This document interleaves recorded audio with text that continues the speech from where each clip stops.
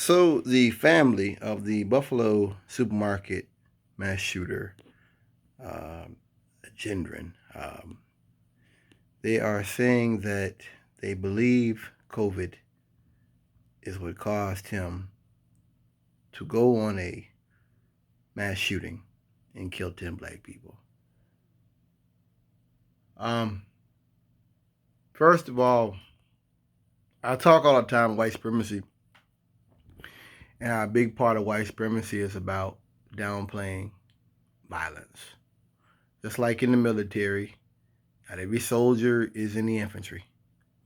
Not every soldier is out there kicking doors in. You have thousands of people who are clerks, file clerks, and working, uh, you know, the military police stuff, and people who, uh, make the military run. Motor pool and things of that nature. And they don't actively get deployed or actively, get in hostilities. That's what this is an example of. Because I've talked about how plenty of white supremacists are not actual, uh, they're not actual, you know, gun nuts and stuff like that. They don't have to be. They are emboldening. They are enabling violence. That's what this is. And another part of it is that they do this because looking in the mirror, looking at decades of white replacement theory talk. If they were to look at this stuff and they say, like, okay, this guy was big into this stuff, big into crossing, well, that would create some type of uh, responsibility, wouldn't it? Or liability. Even if it's a moral responsibility, there's still a responsibility there, right? And they don't want to do that. So they'll go to COVID.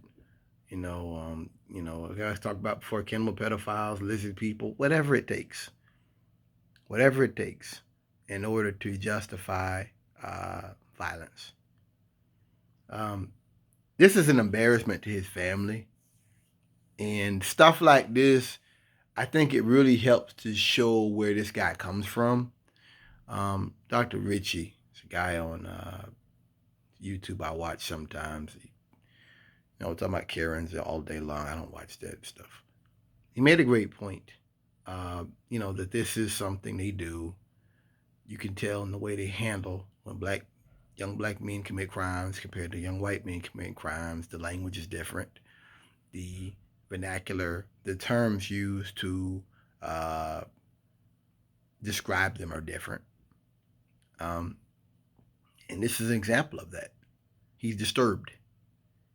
Not he drove 200 miles to Buffalo, and then he wrote on his gun, nigger, and he wrote on his gun, this is your reparations, and this is a person that snapped one day.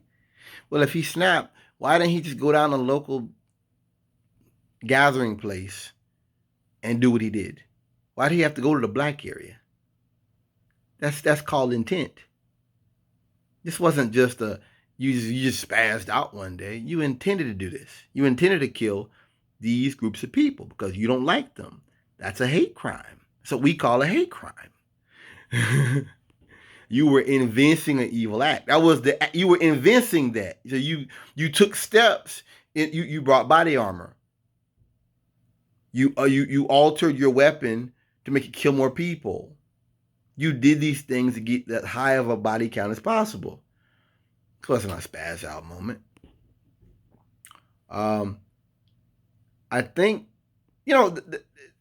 Ritchie, his guest made a statement about how COVID.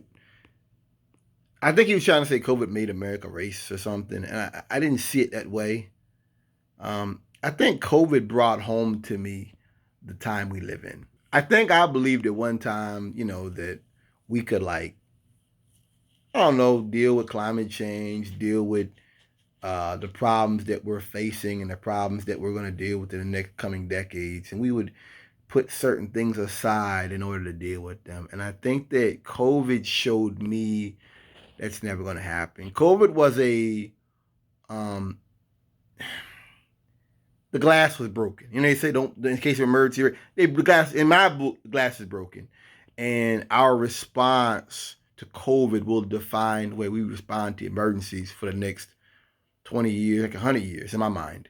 COVID was a make it or break it moment, and America definitely broke it. America failed. We failed our people. We failed the people who were most dependent upon and people who were counting on the American government. We failed them ultimately. And I don't care who's the president. I would tell Joe Biden that. I don't care who's the president. It doesn't make a difference. We ultimately failed in our mission as far as public health. I think that when Dr. Fauci talked about if Trump got reelected, he would not. He would quit. I think that's kind of what that shows you is he recognized no matter how you twist it or we did this, we did it, we were able to do this, that, the other. You failed. It's a failure. Then talking about the doomsday plane was only for the White House and all this. That's lie. That's not what that stuff was. That was designed for the people. So we pay taxes for it. that's why we're good Americans. So the federal government will rescue us when you deal with a crisis like that. So I just, I don't see it as it made us a racist country. I think just like with this Cambridge Analytica stuff, all this stuff showed you what Americans really are when the cards are down, when the chips are down. I think that it was indicative of a nation in decline. Where I lived at, seeing people going out in the streets with the guns and the vests within a week. It wasn't even a week, what even 2 weeks of, if you want to call them lockdowns, we had. I think it was a week we had lockdowns, where they were out there with guns in the street. That's not what a reasonable, rational populace does. That's what a country does when it was already on the edge of civil war. So I think that the COVID thing is another. Here's another thing about it. I thought COVID wasn't real. I'm a little confused here. We keep changing here. I thought it wasn't real, but it's real when you need to defend yourself or defend your family because they've committed a horrendous act, right? And the guest made a great point about